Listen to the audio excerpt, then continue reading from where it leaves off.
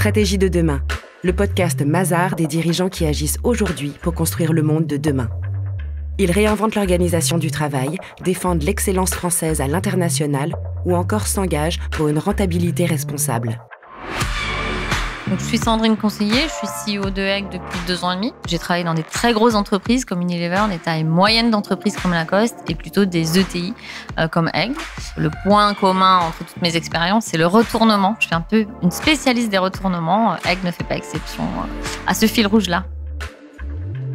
Alors, Egg, c'est une mid-size, c'est une ETI avec une particularité qu'on n'a pas forcément en tête quand on est en France, c'est que le chiffre d'affaires est réparti entre l'Europe, qui fait la moitié, et l'Asie, où la marque est présente depuis plus de 30 ans. C'est une marque patrimoniale qui a plus de 167 ans.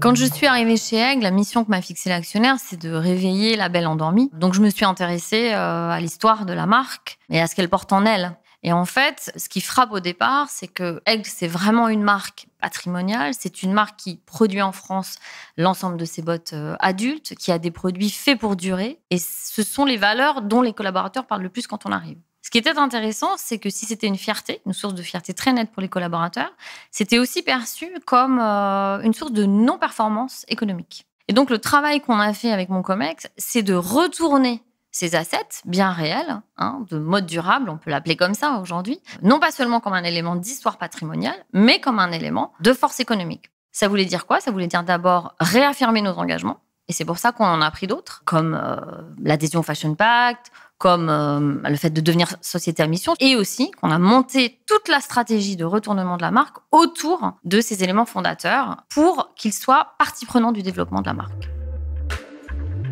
Donc, on a monté le plan Positive Impact. Chez Egg, il n'y a pas un plan stratégique et un plan RSE. Il y a un plan stratégique qui est ce plan Positive Impact. Il a 3 piliers, un pilier People, un pilier Planète et un pilier Product. Le pilier Product, c'est notre influence directe. C'est les produits qu'on met sur le marché. Comme on a fait notre empreinte carbone, on sait que 78% de cette empreinte vient de ces produits. Donc, on a forcément un plan de réduction de l'empreinte sur ces produits. Le pilier People, c'est à la fois nos collaborateurs, mais aussi nos clients. On veut les embarquer en fait, dans cette aventure qui est la nôtre, puisque, in fine, c'est le client qui va utiliser le produit. Donc, il y a un certain nombre d'actions, comme le lancement d'un site de seconde main, par exemple, qui sont liées au fait d'embarquer le client dans le travail qu'on fait. Puis, le troisième pilier, c'est Planète. Planète, quand on est une marque liée à la nature, c'est finalement notre terrain de jeu qu'on préserve. Et là, on est sur la biodiversité et puis aussi sur des réductions chiffrées et engageantes de l'empreinte carbone. Et c'est ainsi qu'avec ce plan, on couvre l'ensemble du développement stratégique de la marque et l'ensemble des engagements qu'on prend pour le réaliser. Pour concilier cet engagement et la rentabilité, il faut déjà avoir un business model qui le permette. Dans la mode, on a 2 business models. Il y a un business model qui est fondé sur du volume, c'est-à-dire on vend beaucoup de produits à très bas prix, qu'on source à très bas prix aussi, et la rentabilité, elle se fait par le volume. C'est évidemment pas le business model de Egg. Et puis, on a un business model qui est fondé sur la valeur, donc plus la qualité, qui est on vend plutôt moins de produits, mieux sourcés, qui coûtent donc plus cher à produire, qu'on vend aussi plus cher à nos clients, mais on en vend moins. Quand on est sur cette deuxième partie, un business model de valeur, il est plus facile, plus naturel, évidemment, d'être rentable tout en étant responsable. 70% de la collection sera éco-conçue. Ça veut dire qu'en fait, sur toutes les grosses pièces, on a des matières qui sont en polyester recyclées. Bon, ça a nécessité un changement total de la chaîne de valeur, par exemple, et ça vient évidemment souligner l'engagement qu'on a.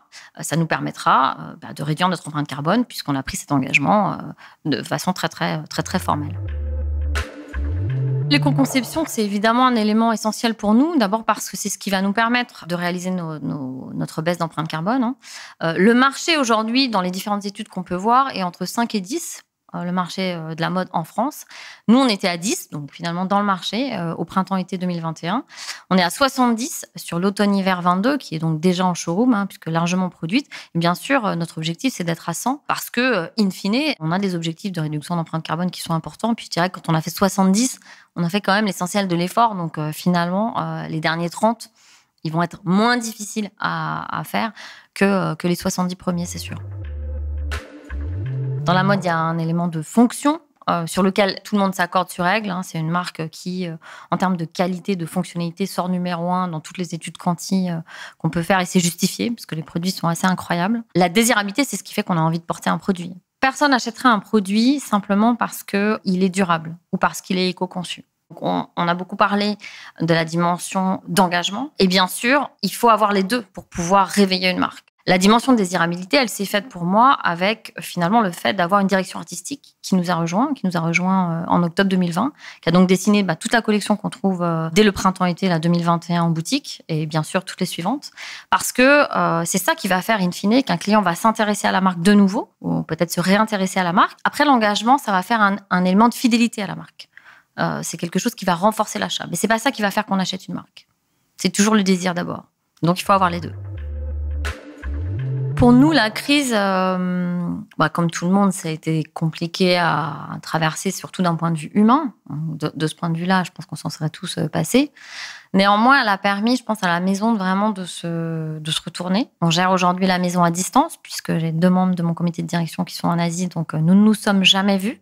Tous ensemble dans une salle et on gère la boîte comme ça.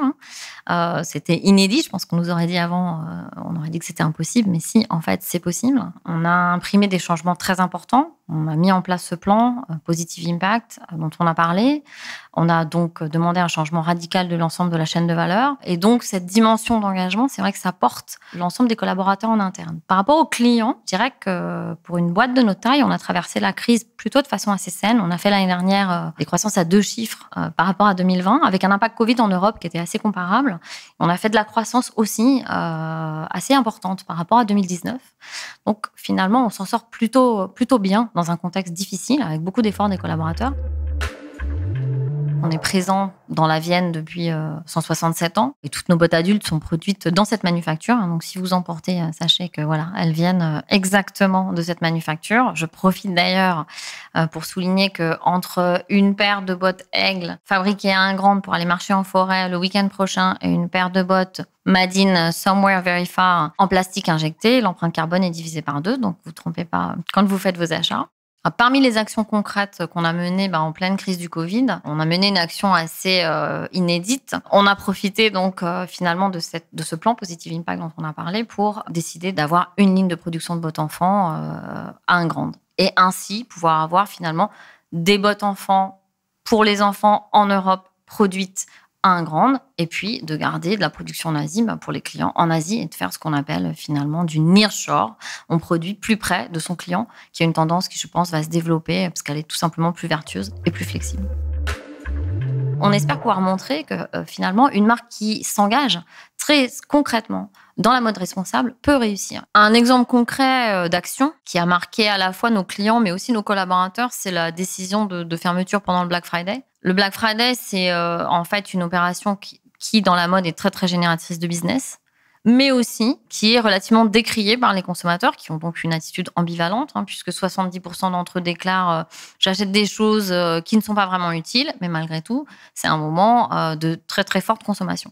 Nous, l'année dernière, on a décidé de fermer l'ensemble de nos boutiques et notre e-shop dans 220 pays pour ne laisser ouvert que notre site de seconde main, Second Souffle. Donc, on a fait, par cette action-là, un acte très fort qui nous positionnait sur, finalement, si même nos clients potentiels considèrent ce jour-là comme un jour de gaspillage, alors nous, on ne participe pas. Ce qui est très intéressant dans cet exemple-là, c'est qu'en fait, sur l'ensemble du mois de novembre l'année dernière, on a fait la même marge qu'en 2019. Je prends une année comparable, où on avait fait le Black Friday comme tout le monde dans la mode. Qu'est-ce que ça veut dire ? Ça veut dire que l'argent qu'on a perdu à ce moment-là, sans faire de promo, eh bien, on l'a rattrapé par des nouveaux clients qui sont venus voir ce qui se passait sur Aigle, finalement.